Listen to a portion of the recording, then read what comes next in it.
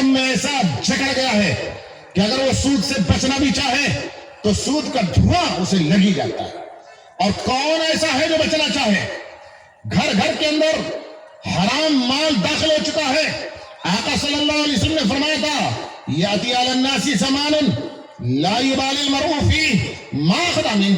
ایک زمانہ ایسا آئے گا انسان اس زمانے کے اندر پرواہ نہیں کرے گا، جو مال اسے حاصل ہوا ہے سب لے لے گا، کوئی پرواہ نہیں کرے گا امن الحلال ام من الحرام. اور کما قال علیہ الصلوۃ والسلام حلال کا ہے تو حرام کا ہے تو ہر وقت پیسے پیسے کے چکر میں رہے گا. حلال ملے تو حرام ملے تو اپنا بینک بیلنس بنانے کے چکر میں، اپنا اپنی کوٹھی اور بنگلہ بنانے کے چکر میں، چماتی ہوئی فراڈیں بھرتی ہوئی گاڑیاں اور سواریاں لینے کے چکر میں، حلال حرام کی تمیز کے بغیر، حلال اور حرام میں فرق کیے بغیر صرف مال کے پیچھے لگا رہے گا. ایک زمانہ ایسا آئے گا، نبی اکرم صلی اللہ علیہ وسلم فرمایا تھا آج ہم اپنی آنکھوں سے دیکھ رہے ہیں کہ ہر شخص مال کے پیچھے بھاگا چلا جا رہا ہے، حلال اور حرام کی تمیز مٹتی چلی جائے گی. لڑکیوں کو دوبارہ برا سمجھا جانے لگا ہے. جس گھر کے اندر لڑکی پیدا ہو جائے اس میں غم کا سا ماحول ہوتا ہے، چہرہ بگڑے ہوئے ہوتے ہیں اور باپ کے چہرے پر خوشی نہیں ہوتی. اور جس گھر میں لڑکا پیدا ہو جائے اس گھر کا ماحول ہی کچھ الگ ہوتا ہے. یہ زمانے جاہلیت کی جاہلوں والی صفت ہے کہ لڑکی کے پیدا ہونے پر خوشی نہ ہو، چہرے کا رنگ بدل جائے اور گھر کے اندر ماتم کیسا حال ہو، اور لڑکے کے پیدا ہونے پر خوشی ہو. قرآن کریم نے یہ کہا تھا وَإِذَا بُشِّرَ أَحَدُهُم بِالْأُنثَىٰ ظَلَّ وَجْهُهُ مُسْوَدًّا وَهُوَ كَظِيمٌ. کہ زمانے جاہلیت میں صورتحال یہ تھی کہ جب کسی باپ کو اندر سے کوئی عورت آ کر خوشخبری سناتی کہ تیری بیوی کے پیٹ سے بچی پیدا ہوئی ہے تو قرآن کریم کہتا ہے ظَلَّ وَجْهُهُ مُسْوَدًّا وَهُوَ كَظِيمٌ. اس کا چہرہ کالا پڑ جاتا تھا، اس کا دم گھٹنے لگتا تھا. اور مزید کہتا ہے يَتَوَارَىٰ مِنَ الْقَوْمِ مِن سُوءِ مَا بُشِّرَ بِهِ أَيُمْسِكُهُ عَلَىٰ هُونٍ أَمْ يَدُسُّهُ فِي التُّرَابِ. وہ اس فکر میں رہتا تھا اب کرے تو کرے کیا. اس کے سامنے دو آپشن ہوا کرتے تھے، یا تو یہ ہے کہ ذلت اور خواری کو برداشت کرے، قوم کے سامنے ذلیل اور حقیر بن کر کے رہتا رہے اور لڑکی کی پرورش کرتا رہے، لڑکی کو زندہ اپنے گھر میں رکھے تو قوم کا ذلیل ترین آدمی. اور دوسرا آپشن پھر یہ تھا کہ اس کو زمین میں اور مٹی کے اندر دھسا دے. جب تک وہ مٹی میں دھسا نہیں دیتا تھا اپنے آپ کو ذلیل اور حقیر سمجھتے ہوئے قوم کے سامنے نہیں آتا تھا، قوم سے اپنا منہ چھپاتا پھرتا رہتا تھا. آج صورتحال یہی ہے، اگر کسی گھر میں لڑکی پیدا ہو جائے تو لوگوں کو بتانا نہیں چاہتا کہ میرے گھر میں لڑکی پیدا ہوئی ہے. ہم جاہلیت کے زمانے میں پہنچ چکے ہیں. صورتحال یہ ہے. اب دوسری بات سنیے، میں پوری رات گناہوں کو بیان کرتا رہوں اور معاشرے کی خرابیوں کو، سماج کی، سوسائٹی کی خرابیوں کو بیان کرتا رہوں، اس سے حاصل کیا ہے؟ جب تک کہ اس کا ٹریٹمنٹ نہ ہو، جب تک اس کا علاج نہ ہو، جب تک کہ اس کی دوا نہ لی جائے اور اس بیماری کو ختم نہ کیا جائے، جب تک سماج لائن پر آنے والا نہیں ہے. آخر اس بیماری کا حل کیا ہے؟ کیسے یہ سماج اپنی لائن پر آ سکتا ہے؟ کون سا وہ علاج ہے کہ جس علاج کے ذریعے سے زمانے جاہلیت سے لوگ نکل کر روشنی میں آئے تھے، علم کے نور میں آئے تھے اور صحابہ کا معاشرہ تشکیل پایا تھا، جن کے بارے میں اللہ تبارک و تعالیٰ نے فرما دیا تھا رضی اللہ عنہم ورضوا عنہ، اللہ ان سے راضی، وہ اللہ سے راضی. دونوں طرف سے خوشی خوشی تھی. مسلمان اللہ سے راضی تھے، صحابہ اللہ سے راضی تھے، اور اللہ تبارک و تعالیٰ صحابہ سے راضی تھے. کون سا وہ علاج تھا، کون سی وہ ٹیبلیٹ تھی اور کون سا وہ ٹریٹمنٹ تھا کہ جس کی وجہ سے سارے گناہ، ساری بیماریاں دور ہو گئی تھی؟ وہی ٹریٹمنٹ، وہی علاج، وہی دوا ہمیں کرنی پڑے گی. اگر ہم نے کر لیا تو اللہ ہم سے راضی ہو جائیں گے، ہم اللہ سے راضی ہو جائیں گے، لیکن کرنا تو وہی علاج پڑے گا. اب علاج سن لیجیے. علاج سنا کر اور ایک بات پھر میں اور کہوں گا، وہ بات کہہ کے میں اپنی بات کو میں ختم کر دوں گا انشاءاللہ. دیکھیے، حضرت جعفر طیار رضی اللہ عنہ نے جو گناہ بتائے تھے کہ ہم ان گناہوں میں فلاں گناہ میں فلاں گناہ میں فلاں گناہ میں مبتلا تھے، بڑے بڑے 10 گناہ بتائے تھے کہ ان گناہوں میں مبتلا تھے. ان گناہوں کو ختم کرنے کی ذمہ داری جب نبی اکرم صلی اللہ علیہ وسلم کو دی گئی، اور جب سماج کو، سوسائٹی کو، معاشرے کو غلط راستے سے ہٹا کر سیدھے راستے پر ڈالنے کی ذمہ داری جب نبی اکرم صلی اللہ علیہ وسلم کو دی گئی، اللہ تبارک و تعالیٰ نے جو علاج بتایا، اگر وہ علاج ہمیں اختیار کر لیں تو میں گارنٹی کے ساتھ قسم کھا کر یہاں کہہ کے جا سکتا ہوں آج کہ اگر وہ علاج ہم نے اختیار کر لیا تو ہمارے معاشرے سے سارے گناہ پھر مٹ جائیں گے. سنیے کہ علاج تھا وہ. نبی اکرم صلی اللہ علیہ وسلم غار حرا میں، جبل نور پر غار حرا میں اللہ کی عبادت میں مصروف تھے. اللہ تبارک و تعالیٰ نے ذمہ داری دی کہ آپ کا کام غار حرا میں اکیلے پہاڑ کی کھو میں بیٹھ کر، پہاڑ کی گپھا میں بیٹھ کر اکیلے آپ کا کام عبادت کرنے کا نہیں ہے. یہ ذمہ داری آپ کی نہیں ہے. آپ کو نیچے اتر کر جانا پڑے گا، فیلڈ میں اتر کے جانا پڑے گا، میدان میں اترنا پڑے گا، زمین پر اتر جائیے، اپنے خاندان میں، اپنے شہر میں جائیے، اور آپ کو بگڑی ہوئی قوم کو سیدھے راستے پر لانے کی ذمہ داری دے کر کے بھیجا جاتا ہے. سیدھے کہیے، اللہ تبارک و تعالیٰ نے جب نبوت دی، رسالت سے سرفراز فرمایا، اور اللہ تبارک و تعالیٰ کے پاس سے حضرت جبرائیل علیہ السلام غار حرا میں اللہ کے پاس سے نبوت کا پہلا پروانہ، رسالت کا پہلا پیغام جب لے کر کے آئے حضرت جبرائیل علیہ السلام. میں آگے کی بات بڑی عجیب سے کہنے والا ہوں، یہ علماء کی موجودگی میں بڑی ذمہ داری سے کہتا ہوں، اور میں جب کہوں گا تو یہ بات سمجھ جائیں گے، اور مجھے امید ہے کہ میری بات کو غلط نہیں کہیں گے. ذرا توجہ سے آپ لوگ بھی سنیے گا. جب اللہ نے نبی بنا کر بھیجا ہے، رسول بنا کر بھیجا ہے، اور پہلا حکم اللہ کے پاس سے حضرت جبرائیل لے کر آتے ہیں، نبوت کا پہلا پیغام، رسالت کا پہلا پروانہ جب حضرت جبرائیل لے کر آتے ہیں تو نماز کا نہیں آیا ہے، روزے کا بھی نہیں آیا، زکوٰۃ کا بھی نہیں آیا، حج کا بھی نہیں آیا. نماز تو 10 سال کے بعد کم سے کم فرض ہوئی ہے. نبی اکرم صلی اللہ علیہ وسلم کو نبوت مل گئی، نبی بننے کے 10 سال کے بعد آپ معراج میں گئے ہیں. سن 10 نبوی میں یا 11 نبوی میں آپ معراج پر گئے ہیں، 7 آسمانوں کے اوپر سدرۃ المنتہا تک، اور اللہ بہتر جانے کہاں کہاں تک آقا دو جہاں صلی اللہ علیہ وسلم کو سیر کرائی گئی. اللہ نے اپنا قرب خاص عطا فرمایا، اپنے پاس بلایا، اور نمازوں کو تحفہ اور گفٹ دے کر کے بھیجا. وہ تو 10-11 سال کے بعد کی بات ہے. نبی تو 10-11 سال پہلے بن گئے تھے. روزہ بھی بعد میں آیا تھا، زکوٰۃ بھی بعد میں، اور حج جیسی اہم ترین عبادت جس کے بارے میں خود نبی صلی اللہ علیہ وسلم فرماتے ہیں، حلال کمائی سے کوئی حج کرنے جائے، بندوں کے حقوق ادا کر کے جائے، بندوں کا حق نہ مارے، حلال کمائی ہو، تمام فرائض و واجبات کو ادا کرے، تو آقا فرماتے ہیں، میں نہیں کہتا، رجعت کیوم ولدت امہ، کہ حاجی جب حج کر کے لوٹتا ہے تو ایسا ہوتا ہے جیسے اسی دن ان کی ماں نے جنا تھا. جیسے ماں کے پیٹ سے پیدا ہونے والا بچہ گناہوں سے پاک صاف، ایسے ہی حج سے لوٹنے والا حاجی بھی گناہوں سے پاک صاف دھل دھلا کر کے لوٹتا ہے. اتنی اس جیسی حج کی عبادت یہ کب آئی ہے؟ نبی بننے کے 20 سال بعد. آپ صلی اللہ علیہ وسلم کی دنیا سے رخصت ہونے سے 3 سال پہلے نبی کے سامنے 2 ہی حج تو ہو پائے. پہلا حج حضرت ابو بکر صدیق رضی اللہ تعالیٰ عنہ کی امامت میں ہوا ہے، اور دوسرا حج خود نبی اکرم صلی اللہ علیہ وسلم کی امامت میں ہوا ہے. اور جب نبی اکرم صلی اللہ علیہ وسلم حج کر کے لوٹے ہیں 3 مہینے کے بعد آپ دنیا سے پردہ فرما گئے. آپ کی زندگی میں صرف 2 حج ہوئے ہیں، ایک حضرت ابو بکر کی امامت میں، ایک نبی اکرم صلی اللہ علیہ وسلم کی قیادت میں بنفس نفیس خود ہوا ہے. 20 سال کے بعد حج فرض ہوا ہے. پہلا پیغام نہ روزے کا، نہ نماز کا، نہ زکوٰۃ کا، نہ حج کا. اچھا ایک بات یہ صاف کر لیجیے گا، دیکھیے میرے جانے کے بعد یہ مت کہیے گا کہ وہ تو نماز کو بعد میں بتا کے چلا گیا.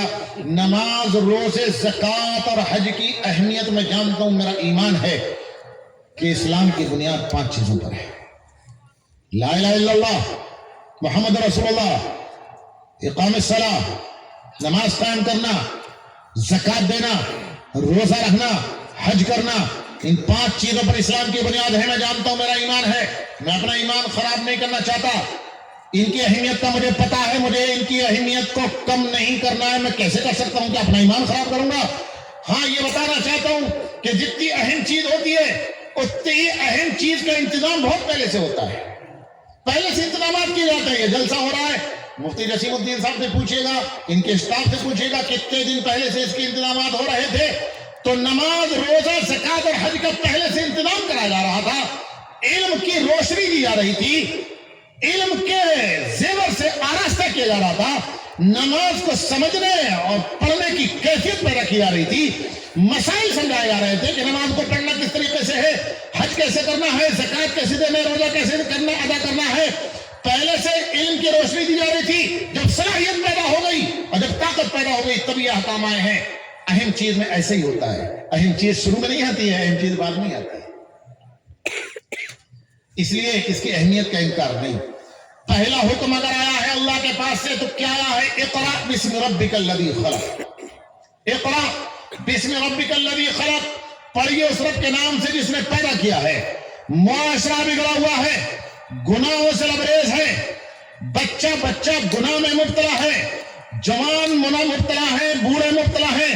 اس وقت گناہوں کو ختم کرنے کے لیے اللہ کا حکم پہلا آتا ہے اقرأ بسم ربک الذی خلق، اسی رب کے نام سے پڑھیے جس نے پیدا کیا ہے۔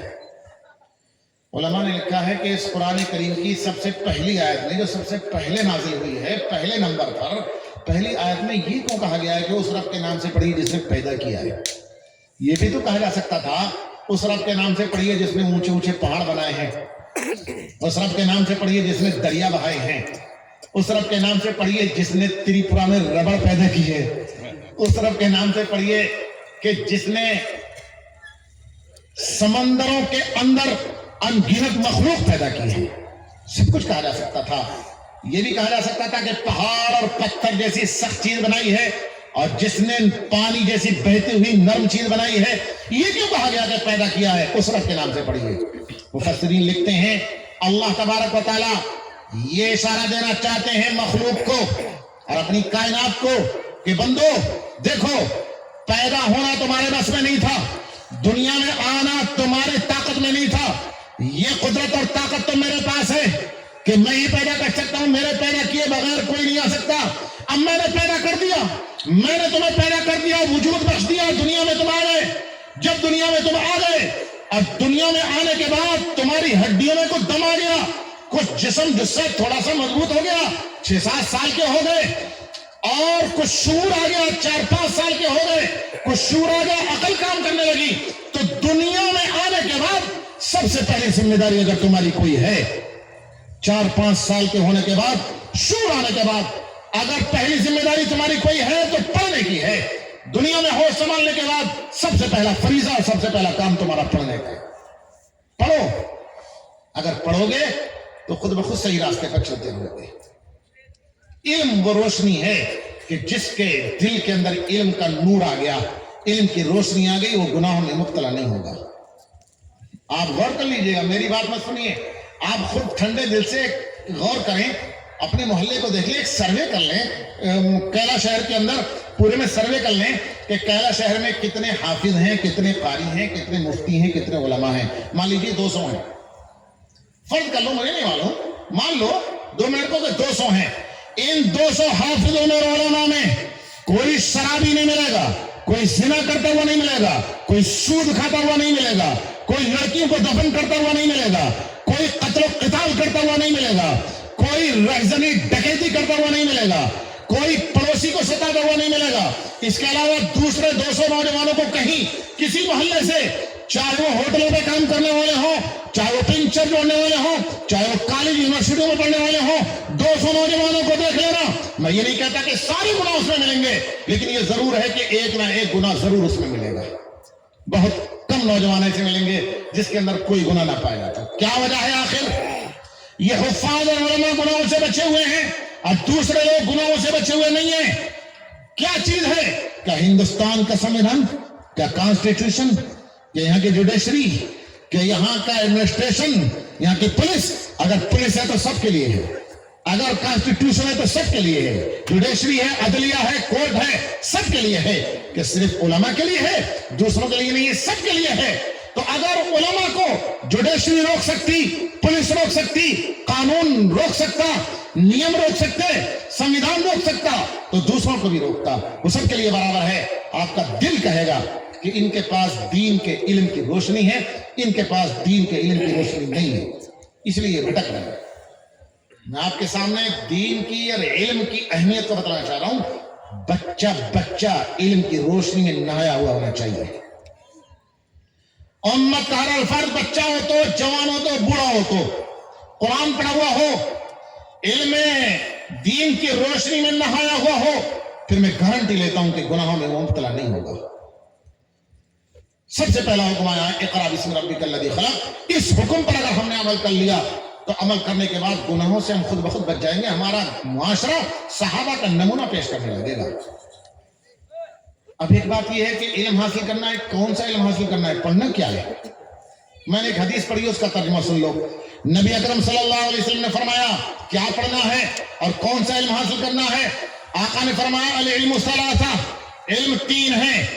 آیت محکمہ, قرآن کریم کی آیات کا علم. وسنت قائمہ, نبی اکرم صلی اللہ علیہ وسلم کی سنتوں کا علم. وفریضۃ عادلہ, قرآن اور حدیث کے مطابق جو علماء کرام مسئلے حلال و حرام کے بیان کرتے ہیں تو حلال و حرام کے مسائل کے علم جو قرآن اور حدیث کے مطابق ہوں.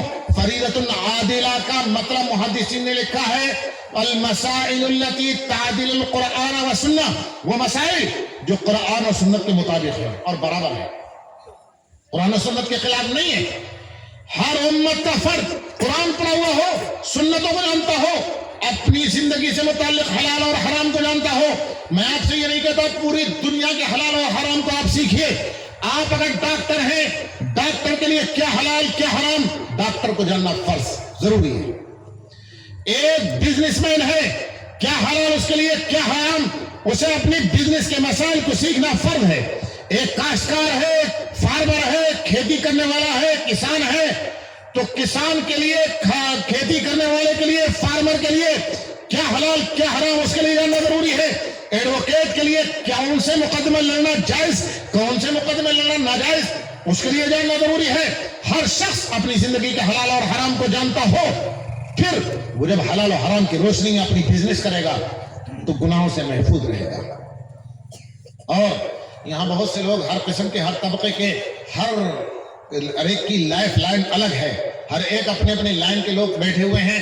میں ایک بات یہ بتا دوں حدیث کی روشنی میں کہ میرے بھائیوں, علم کی روشنی میں, قرآن و حدیث کی روشنی میں اگر کوئی بزنس کرو گے تو کوئی بزنس ہو, چاہے میڈیکل لائن کی ہو, انجینئرنگ لائن کی ہو, لا کی لائن کی ہو, آپ لائر ہیں, ایڈوکیٹ ہیں, جج ہیں, چاہے وہ ٹیکنالوجی کی لائن کی ہو, آئی ٹی کی لائن کی ہو, کسی بھی چیز کی لائن کی ہو, آپ بزنس کریں گے, آپ بزنس کریں گے اور قرآن و حدیث کی روشنی میں بزنس کریں گے تو ان علماء سے پوچھئے گا. حدیث شریف میں فرمایا التاجر الصدوق الامین مع النبیین والصدیقین والشہداء. یہ علماء جانتے ہیں عربی گرامر کی ایک چیز ہوتی ہے الف لام استغراق.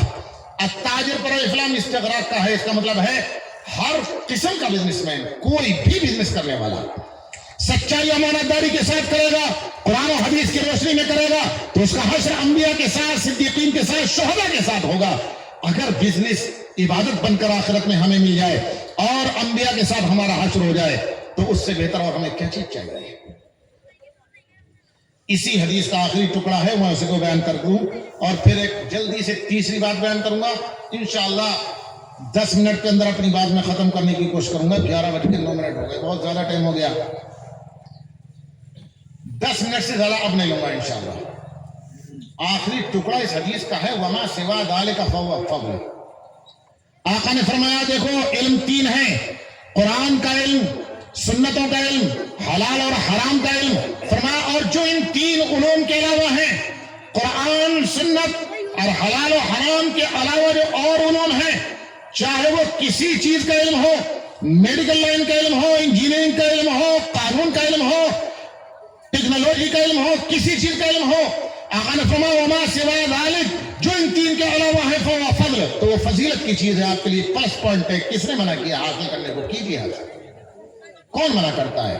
علماء نے کبھی منع نہیں کیا کالج کی تعلیم حاصل کرنے سے, یونیورسٹی کی تعلیم حاصل کرنے سے, بلکہ میں جہاں جہاں بھی بیان کرتا ہوں میں تو تلقین کرتا ہوں, ترغیب دیتا ہوں, اور میں یہ کہتا ہوں آپ بھی سن لیجیے اچھی طریقے سے کہ جیسے مسلمانوں کو بہترین حافظوں کی ضرورت, جیسے بہترین علماء کی ضرورت, اور جیسے بہترین قراء کی قاریوں کی ضرورت, جیسے اسپیشلسٹ مفتیوں کی ضرورت, اسی طریقے سے امت کو علماء اور حفاظ کی طرح امت کو اسپیشلسٹ ڈاکٹروں کی بھی ضرورت ہے, لائرز کی بھی ضرورت ہے, بہترین انجینئروں کی بھی ضرورت ہے, ہر ڈپارٹمنٹ سے، ہر شعبہ حیات سے تعلق رکھنے والے اسپیشلسٹ اور ماہرین کی ضرورت ہے، جو قوم کی ضرورتوں کو پورا کر سکیں، جو قوم کی عورتوں کا علاج کر سکیں، جو مسلمانوں کے بوڑھوں کا علاج کر سکے، بچوں کا علاج کر سکے۔ ایسے ڈاکٹر ماہر ہونے چاہیے جو ہمدردی کے ساتھ علاج کریں، اور ایسے ایڈوکیٹس ہونے چاہیے جو قوم کے مقدمات کو عدالتوں کے اندر مضبوطی کے ساتھ رکھ سکیں۔ لیکن پھر میں کہوں گا، قوم کے ڈاکٹر، قوم کے انجینئر، قوم کے ایڈوکیٹس، قوم کے ججز، سب جو بھی ہیں قرآن پڑھے ہوئے ضرور ہو، سنتوں کو جاننے والے ہوں، یہ جانتے ہوں کہ میرے لیے حلال کیا ہے، میرے لیے حرام کیا ہے۔ اور اس میں ایک اہم کردار گھر کے اندر رہنے والی عورتوں کا ہوتا ہے کہ جس کے پیٹ میں بچہ پلتا ہے، جس کی چھاتی سے ماں کا، جس کی چھاتی سے بچہ دودھ پیتا ہے، اور جس کی گود میں مکتب میں جانے سے پہلے، مدرسے میں جانے سے پہلے 4-5 سال بچہ جس کی گود میں گزارتا ہے، اس ماں کا سب سے اہم کردار ہوتا ہے۔ میں مبارکباد پیش کرنا چاہتا ہوں مفتی جسیم الدین صاحب اور دوسرے ان کے اسٹاف کو کہ انہوں نے لڑکیوں کا ادارہ قائم کر کے ان ماؤں کو علم کی روشنی سے سرفراز کرنے کا قصد کر لیا ہے۔ اگر عورتیں اس قوم کی علم کی روشنی میں نہا گئی، علم کا نور حاصل کر لیا اور نیکی ان کے اندر آ گئی، ان کی اچھی تربیت ہو گئی، انہوں نے سنتوں کو سیکھ لیا، انہوں نے قرآن کو پڑھ لیا، اور نیک عورت اگر بن گئی، نیک بچی بن گئی، تو نیک بچی کے پیٹ میں جو بچہ پلے گا اور نیک بچی کی چھاتی سے جو بچہ دودھ پیے گا، تو وہ ماں باپ کا فرما بردار ہوگا، کبھی ماں باپ کے سر میں درد کرنے والا نہیں ہوگا۔ ماں کا بہت اہم کردار ہوتا ہے۔ مکتب میں قاری صاحب کے پاس، مسجد میں بچہ تو 4-5 سال کے بعد جاتا ہے، 4-5 سال تک تو ماں کی گود میں ہوتا ہے، اس لیے کہا جاتا ہے کہ ماں کی گود بچے کا سب سے پہلا مکتب ہے۔ ہمارے دلی میں آپ نے نام سنا ہوگا، ایک محلہ ہے مہرولی، اس مہرولی میں قطب مینار بہت مشہور ہے، دنیا جانتی ہے، آثار قدیمہ میں سے ہے، لوگ اسے دیکھنے آتے ہیں بڑے دور دور سے۔ مہرولی میں قطب مینار کے پاس حضرت خواجہ قطب الدین بختیار کاکی رحمت اللہ علیہ کا مزار ہے۔ خواجہ قطب الدین بختیار کاکی رحمت اللہ علیہ کے حالات میں لکھا ہے کہ ان کی ماں 4 سال کا 5 سال کا بچہ ہو گیا تو محلے کی مسجد میں، مکتب میں امام صاحب کے پاس، قاری صاحب کے پاس ان کی ماں لے کر کے گئی اور یہ کہا کہ حضرت اس کو پڑھا دیجئے، آج اس کی بسم اللہ کرا دیجئے، قاعدہ قرآن شروع کرا دیجئے۔ امام صاحب اس بچے کو سامنے لے کر بیٹھے، خواجہ قطب الدین بختیار کاکی رحمت اللہ علیہ کی بات بتا رہا ہوں، ان کے حالات میں لکھا ہے۔ سامنے قاری صاحب اور امام صاحب مکتب میں اس بچے کو لے کر کے بیٹھے، اس سے کہا کہ بیٹا پڑھو بسم اللہ الرحمن الرحیم۔ اس بچے نے پڑھنا شروع کیا، بسم اللہ الرحمن الرحیم، الحمدللہ رب العالمین الرحمن الرحیم مالک یوم الدین۔ بچہ رکتا ہی نہیں، بچہ چل رہا ہے آگے کو۔ قاری صاحب نے کہا اس بچے سے پڑھتے پڑھتے دیکھ کر کے کہ بیٹا تمہیں کتنا قرآن کریم یاد ہے؟ تو کہنے لگے خواجہ قطب الدین بختیار کاکی رحمت اللہ علیہ، اللہ کا شکر ہے کہ مجھے 16 پارے یاد ہیں، 16 پاروں کا میں حافظ ہوں۔ اس سے بچے سے پوچھا کہ تم نے یہ قرآن کریم کہاں پڑھا؟ تو انہوں نے کہا کہ ماں کے گود میں۔ فرمایا جب میں ماں کے گود، ماں کے پیٹ میں تھا تو میری والدہ روزانہ ایک قرآن کریم مکمل پڑھتی تھی۔ جب میری پیدائش ہو گئی اور پیدائش ہونے کے بعد جب وہ پاک ہو گئی، قرآن کریم پڑھنے کے لائق ہو گئی، کوئی دن ایسا نہیں گزرا کہ جس دن 15-16 پاروں سے کم تلاوت کی ہو، ورنہ معمول تھا پورا ایک قرآن کریم پڑھنے کا۔ میں گود میں لیٹا ہوا ہوں، والدہ تلاوت کر رہی ہیں، برابر میں لٹا لیا، تلاوت چل رہی ہے، چھاتی سے دودھ پی رہا ہوں، تلاوت چل رہی ہے، تلاوت سنتے سنتے، والدہ کے منہ سے تلاوت سنتے سنتے میں 16 پاروں کا حافظ ہو گیا۔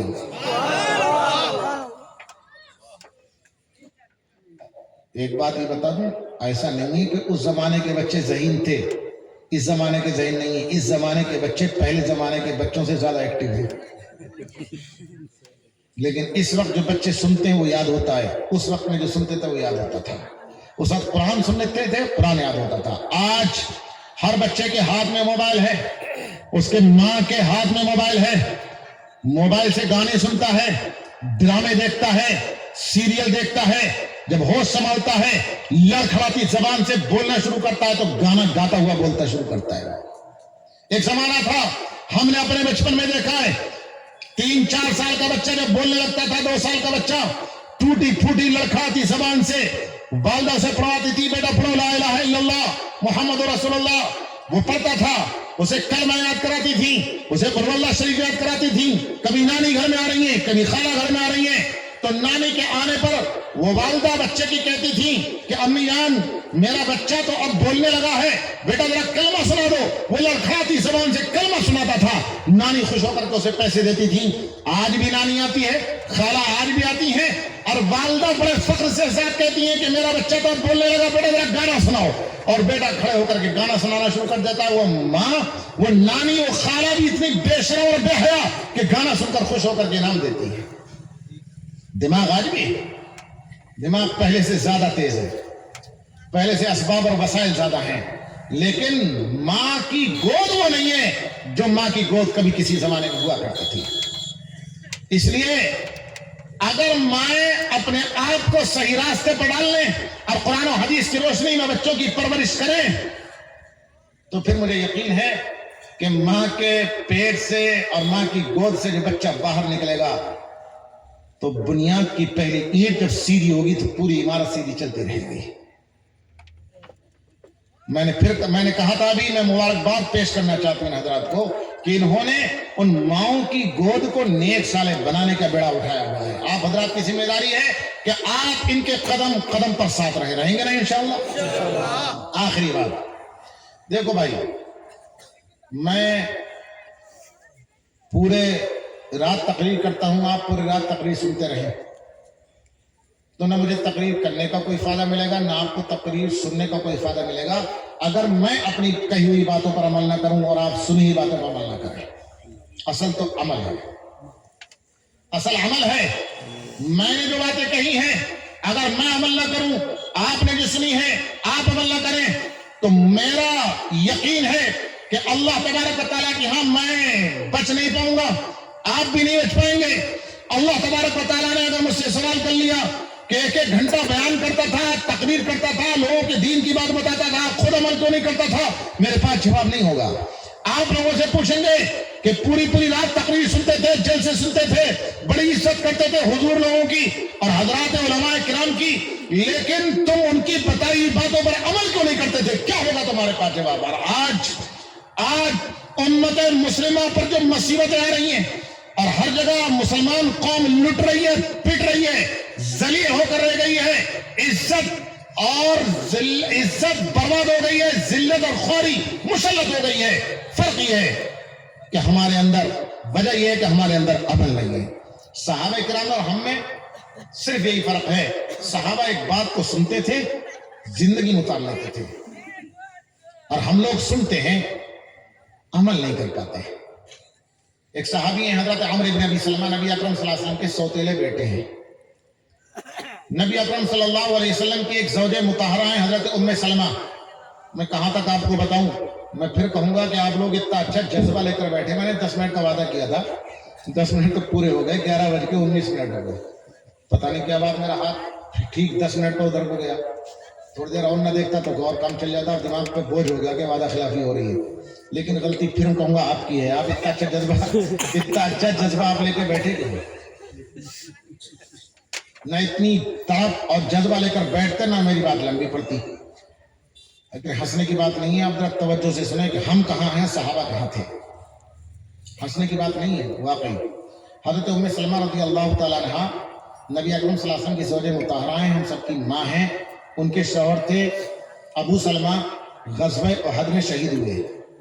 غزوہ احد میں شہید ہونے کے بعد عدت گزر گئی تو نبی اکرم صلی اللہ علیہ وسلم نے ام سلمہ سے نکاح کیا. ام سلمہ کے پہلے شوہر ابو سلمہ سے 4 بچے تھے. چھوٹے بچے, سب سے چھوٹے عمرو بن ابی سلمہ تھے, جو ہجرت سے 2 سال پہلے پیدا ہوئے تھے حبشے میں, جس کا میں نے شروع میں ذکر کیا تھا. حبشے میں پیدا ہوئے تھے, 2 سال پہلے پیدا ہوئے تھے ہجرت سے, اور سن 3 ہجری میں غزوہ احد ہوا ہے. تو غزوہ احد کے موقع پہ تقریباً 5 سال کے تھے. آپ کے والد شہید ہو گئے غزوہ احد میں، والدہ کی عدت گزری، نبی اکرم صلی اللہ علیہ وسلم سے نکاح ہو گیا، اپنی والدہ کے ساتھ نبی اکرم صلی اللہ علیہ وسلم کے گھر آ گئے، آقا صلی اللہ علیہ وسلم کے گھر سوتیلے بیٹے آ گئے، نبی اکرم صلی اللہ علیہ وسلم نے ان کی پرورش کی۔ اسی لیے حدیث کی کتابوں میں، سیرت کی کتابوں میں لکھا ہوا ہے کہ عمرو بن ابی سلمہ کا لقب تھا ربیب النبی صلی اللہ علیہ وسلم، نبی اکرم صلی اللہ علیہ وسلم کے پالے ہوئے، نبی اکرم صلی اللہ علیہ وسلم نے انہیں پالا تھا۔ 82 ہجری میں انتقال ہوا ہے، 2 ہجرت سے 2 سال پہلے پیدا ہوئے تھے، 84 سال عمر ہوئی ہے، بالکل اخیر عمر میں اپنا واقعہ سناتے ہیں، جلدی سے میں سنا دوں 2 منٹ میں انشاءاللہ۔ اخیر عمر میں اپنا واقعہ سناتے ہیں، کہتے ہیں میں چھوٹا سا بچہ تھا، نبی اکرم صلی اللہ علیہ وسلم اپنے ساتھ اپنے پلیٹ میں ساتھ بٹھا کر مجھے کھانا کھلاتے تھے، میں ایک دن نبی اکرم صلی اللہ علیہ وسلم کے ساتھ کھانا کھا رہا تھا، کبھی لقمہ اپنی طرف سے لگاتا، کبھی دائیں سے، کبھی بائیں سے، کبھی آگے ہاتھ بڑھا کر کے نبی اکرم صلی اللہ علیہ وسلم کے سامنے سے لقمہ لگاتا، میں پورے پلیٹ میں ہاتھ گھمائے پھر رہا تھا، ایک پلیٹ میں دونوں کھا رہے ہیں۔ نبی اکرم صلی اللہ علیہ وسلم نے اس وقت میں نصیحت فرمائی، کہتے ہیں میں چھوٹا سا بچہ تھا، نصیحت فرمائی، کہا یا بنیا، اے میرے پیارے بیٹے، کل بسم اللہ، اللہ کا نام لے کر بسم اللہ پڑھ کر کھانا کھاؤ۔ دوسری نصیحت فرمائی، کل بھی یمینک، دائیں ہاتھ سے کھاؤ، کبھی بائیں ہاتھ سے مت کھاؤ۔ تیسری نصیحت فرمائی، کل مما یلیک، اس جانب سے کھانا کھاؤ جو تمہاری جانب ہے، دوسرے کی جانب سے آگے بڑھا کر کے ہاتھ کو لقمہ مت لگاؤ۔ 3 نصیحتیں فرمائی، معمولی سی بات تھی، بسم اللہ پڑھ کر کے کھانا کھاؤ، دائیں ہاتھ سے کھانا کھاؤ، اپنی جانب سے کھانا کھاؤ۔ بڑھاپے کی عمر میں واقع سنا رہے 5-6 سال کی عمر کا، یعنی تقریباً 75 سال پرانا واقعہ۔ پھر فرماتے ہیں بڑے فخر کے ساتھ اور لوگوں کو تعلیم دینے کے لیے، لوگوں میں جذبہ پیدا کرنے کے لیے فرماتے ہیں کہ پوری عمر گزر گئی، اب مجھے آخرت دکھائی دے رہی ہے، قبر مجھے اپنی آنکھوں کے سامنے دکھائی دے رہی ہے۔ جس دن سے نبی اکرم صلی اللہ علیہ وسلم سے یہ میں نے نصیحت سنی ہے، اس دن سے لے کر آج تک ایک وقت کھانا کھا تو، 2 وقت کھانا کھا تو، 3 وقت کھانا کھا تو، پوری زندگی میں کبھی ایک بار بھی ان 3 سنتوں میں سے کوئی سنت میری چھوٹی نہیں ہے۔ سبحان اللہ، یہ جذبہ تھا صحابہ کرام میں عمل کرنے کا۔ میں یہی دکھانا چاہتا تھا کہ ہم کہاں ہیں، صحابہ کرام کہاں تھے۔ صحابہ کرام ایک بات سن لیتے تھے، پوری زندگی اس پر عمل کرتے تھے، اپنی زندگی سے سنت کو نکالتے نہیں تھے۔ اور ہم ہیں کہ سنتے ہر وقت ہیں، ایک کان سے سنتے ہیں، دوسرے کان سے وہیں جھاڑ کر رکھ دیتے ہیں، یا اب سنتے بھی کہاں ہیں، یہ کہ لوگ موبائل میں بند کر کے رکھ دیتے ہیں، ایک طرف ویڈیو بنا لیا، ریکارڈنگ کر لی، عمل سے کچھ لینا دینا نہیں، بالکل اس میں موبائل میں ویڈیو بنا کر رکھ دیا، کچھ شیئر کر دیا 10-20 لوگوں کو۔ مجھے تو ایسا لگتا ہے کہ ہمارے نوجوانوں کو یہ یقین ہو چلا ہے اور ان کا ایمان ہی بن گیا ہے کہ اللہ تبارک و تعالیٰ یہ پوچھیں گے کہ ویڈیو کتنے شیئر کیے تھے اور کتنے ویڈیو بنائے تھے، جنت اسی پہ ملے گی۔ نوجوانوں مصیبت آ جائے گی، یہ ویڈیو بچانے والے نہیں ہیں، زندگی میں اتارو، اس میں بند کرنے کے بجائے دل کی میموری میں بسا لو، دماغ کی میموری میں بسا لو، پھر دیکھو اللہ تبارک و تعالیٰ کی ہاں کامیابی ملتی ہے نہیں، دنیا کے اندر بھی عزت اور سرخروئی ملتی ہے نہیں ملتی ہے۔ عمل کریں گے نا انشاءاللہ؟ شروع میں ہی کہ تم نے بتا دیا تھا کہ مسلم کے معنی ہیں بات ماننے والا، بات مانیں گے نا؟